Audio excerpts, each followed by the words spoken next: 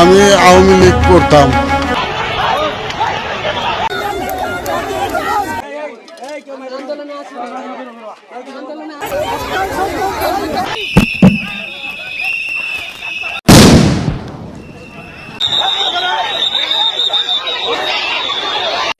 নরেন্দ্র মোদীকে doctor ইউনূসের phone, হিন্দুদের নিরাপত্তা নিশ্চিতের আশ্বাস।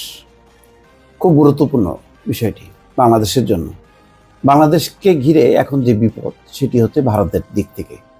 সংখ্যালঘু ইস্যুটি যেভাবে ভারতে রাজনীতিতে প্রাধান্য পাচ্ছে, কথাবার্তা চলছে, এবং নরেন্দ্র মোদী 15ই আগস্ট স্বাধীনতা দিবসে, তাদের স্বাধীনতা দিবসে বলেছে যে 140 কোটি ভারতীয় বাংলাদেশের হিন্দুদের নিরাপত্তা নিয়ে উদ্বিগ্ন। খুব গুরুত্বপূর্ণ। এখানে একটা খুবই প্রচ্ছন্ন একটা ইঙ্গিত আছে।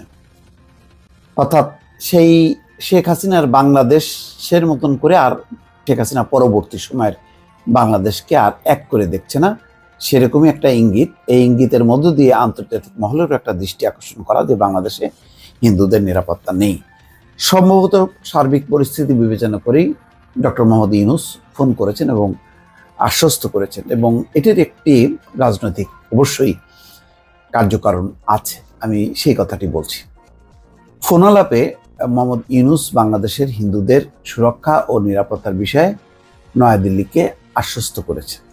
ভারতের প্রধানমন্ত্রী মোদী সামাজিক যোগাযোগ মাধ্যম এক্সে এক পোস্টে লিখেছেন, একটি গণতান্ত্রিক, স্থিতিশীল, শান্তিপূর্ণ ও প্রগতিশীল বাংলাদেশের জন্য ভারতের সহায়তা অব্যাহত রাখার প্রতিশ্রুতি পুনর্ব্যক্ত করেছেন। গুড। তার মানে হচ্ছে মোদী আশ্বস্ত হয়েছে এবং বাংলাদেশকে কিভাবে দেখতে চায়, গণতান্ত্রিক, স্থিতিশীল, শান্তিপূর্ণ। তো ছাত্র জনতার আন্দোলনের মুখে শেখ হাসিনা সরকারের পতনের পর 8ই আগস্ট ডক্টর মোহাম্মদ ইউনূসকে প্রধান উপদেষ্টা করে বাংলাদেশে অন্তর্বর্তীকালীন সরকার গঠিত হয়েছে।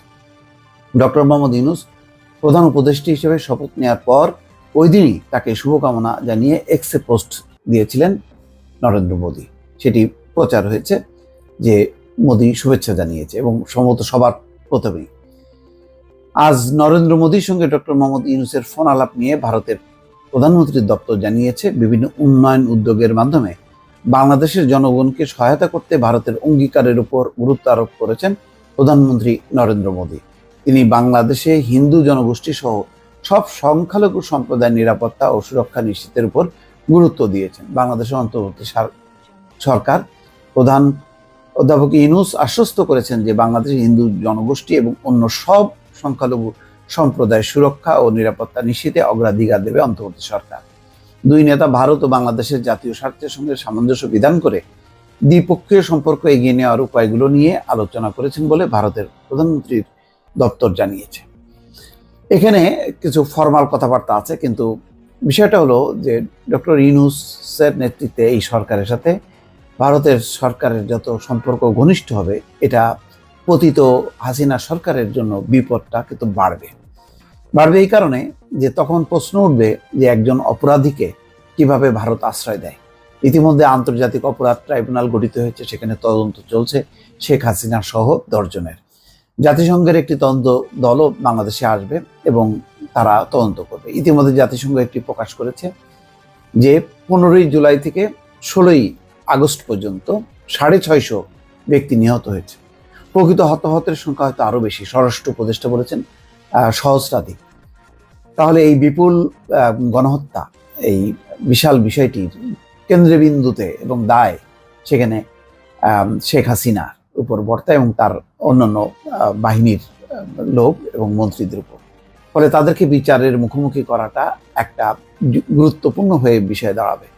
আর বাংলাদেশের সাথে এই সরকারের সাথে যখন নরেন্দ্র মোদী সরকারের ঘনিষ্ঠতা বাড়বে এবং স্বাভাবিক সম্পর্ক উন্নয়ন করার বিষয়টি সামনে আসবে, তখন কিন্তু শেখ হাসিনাকে বাংলাদেশের প্রত্যর্পণের ব্যাপারে মোদী সরকার নিজে থেকেই তাগিদ অনুভব করবে। এবং রাজনীতি অনেক নিষ্ঠুর, সম্পর্কও তাই। তো সেখানে নরেন্দ্র মোদী কি শেখ হাসিনাকে বাংলাদেশে ফেরত না পাঠিয়ে কোন পদক্ষেপ নেবে, সেটা কিন্তু বিবেচ্য বিষয়, আলোচ্য বিষয়। শোনা যাচ্ছে যেটি বিভিন্ন সূত্র থেকে, যে ভারত সরকার হন্যে হয়ে বা চেষ্টা করছে আমেরিকার সঙ্গে কথা বলতে, যেটা আমেরিকার পররাষ্ট্র দপ্তর বলেছে যে বাংলাদেশের পরিস্থিতি নিয়ে ভারতের সঙ্গে আলোচনা হচ্ছে। আসলে ভারত আলোচনা করছে যে শেখ হাসিনাকে নিরাপদ একটি জায়গায় স্থানান্তর করতে।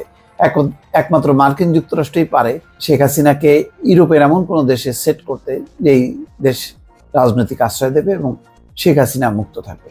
যদি সেটি শেষ পর্যন্ত না হয় তাহলে কিন্তু মোদী সরকারের জন্য শেখ হাসিনার দিল্লিতে অবস্থান খুবই দ্রুহ হবে এবং তাকে গণহত্যার দায়ে বাংলাদেশের ট্রাইব্যুনালের কাছে বা সরকারের কাছে পাঠাতে হবে। ফলে একটা ঝুঁকি কিন্তু রয়েছে। তো পরিস্থিতি যাই হোক না কেন, বাংলাদেশে যতটা শান্তিপূর্ণ পরিবেশ ফিরে আসবে, সংখ্যালঘুদের নিরাপত্তা যত নিশ্চিত হবে, ভারত সরকারও আর এই সুযোগটি পাবে না।